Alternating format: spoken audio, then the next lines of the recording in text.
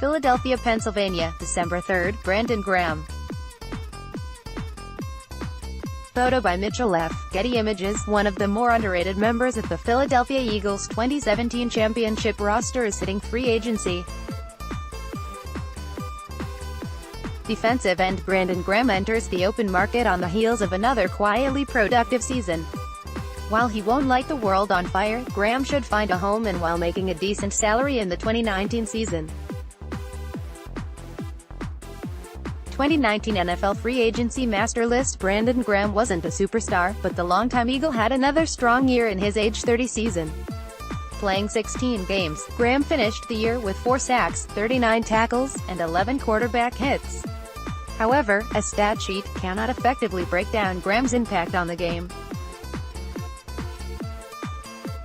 Graham was one of the best in the league at setting the edge.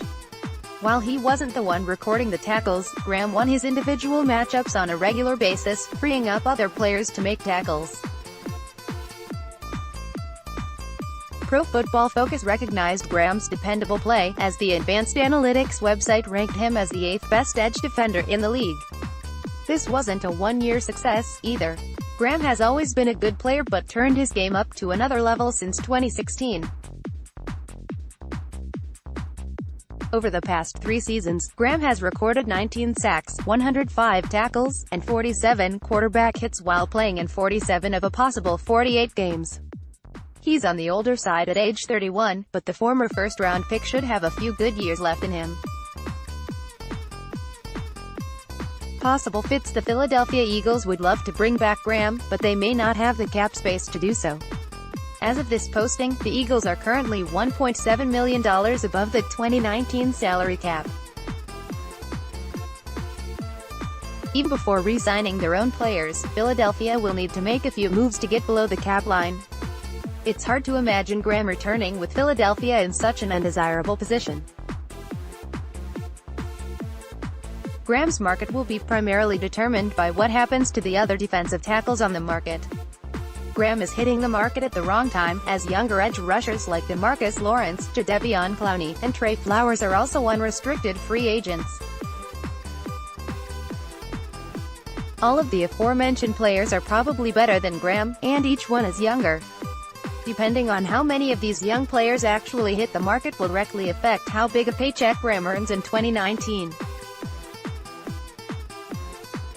Of the 3 aforementioned players, Trey Flowers is the most likely to reach the open market.